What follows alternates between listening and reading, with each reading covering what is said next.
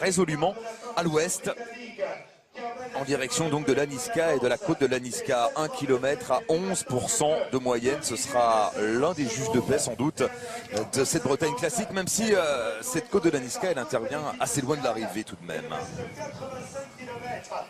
Allez, 85 km à parcourir pour les hommes de tête. On rappelle l'identité des hommes qui composent l'échappée, avec 7 coureurs, donc Pierre Rolland pour la formation Cannondale. La formation Cannondale qui, on le rappelle, si vous n'étiez pas avec nous au début de la retransmission, qui a annoncé hier à ses coureurs et aux membres de l'encadrement qu'ils étaient libres de tout contrat. Une petite déflagration dans le monde du cyclisme professionnel. Pierre Rolland qui, comme le précisait Laurent, a réagi en champion aujourd'hui en prenant l'échappée. Et il ne ménage pas sa peine. Pierre Rolland, on le voit à l'avant donc de ce groupe. On a également Nathanael Beran pour l'équipe Dimension Data. Marco Maronese, l'italien de l'équipe Partiani. Olivero Troia pour l'équipe des Émirats Arabes Unis. Arnaud Gérard pour la formation Fortuneo Oscaro. On a eu le bonheur d'écouter Emmanuel Hubert, le manager de l'équipe bretonne, il y a quelques minutes. Il y a également Jacopo Mosca pour l'équipe Villiers Triestina et donc Delio Fernandez pour l'équipe Delco Marseille. Écart inférieur à 3 minutes désormais pour les hommes de tête. Oui, l'écart se réduit quand même assez rapidement là.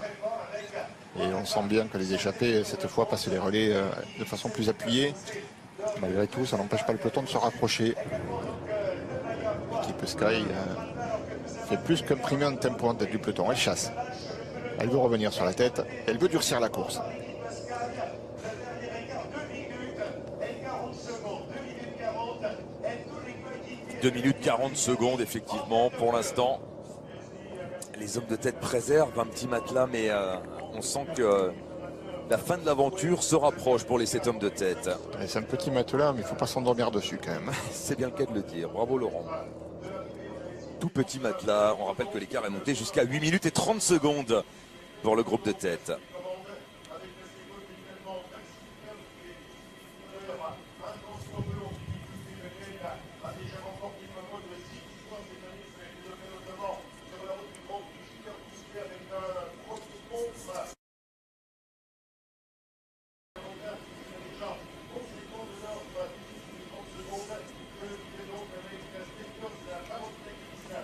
Allez, les hommes du peloton, plutôt les hommes de tête, qui sont dans la traversée de l'Aniska, justement.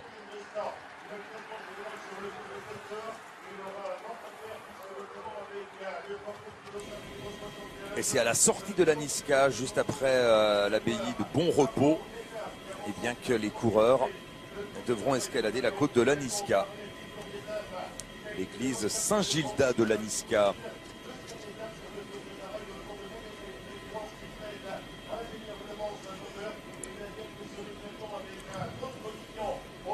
L'église Saint-Gilda qui date des 17e et 18e siècles avec son magnifique clocher-porche classé. C'est une église construite donc en grande partie au XVIIe siècle.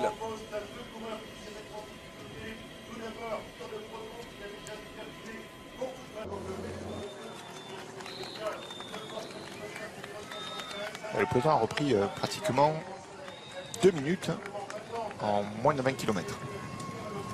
Allez, les hommes de tête qui sont dans la côte de l'Aniska ou côte de Bon Repos. 1 km donc à 11% de moyenne. Et lorsqu'on parlait un petit peu du parcours avec Jean-Yves Tranvaux, l'organisateur de cette Bretagne classique, eh bien Jean-Yves nous disait attention, attention. Là, la course peut vraiment prendre une dimension différente, une autre envergure, avec ce mur donc qui s'annonce redoutable.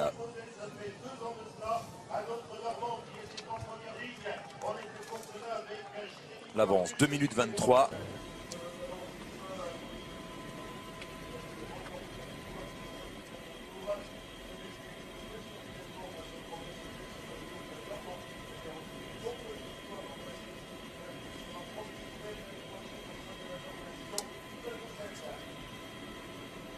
Allez, gros plan sur le site sidérurgique des Forges des Salles.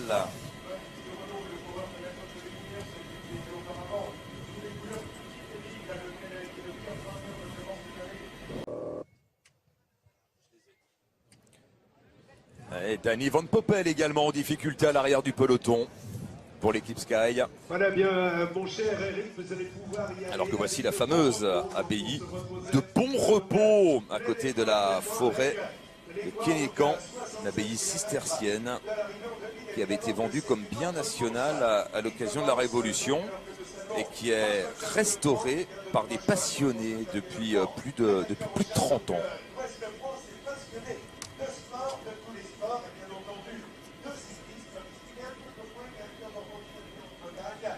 Les passionnés donc qui s'allient pour tenter de relever ce magnifique bâtiment du XVIIIe siècle, cette abbaye de Bon Repos, cette très belle abbaye cistercienne donc située à proximité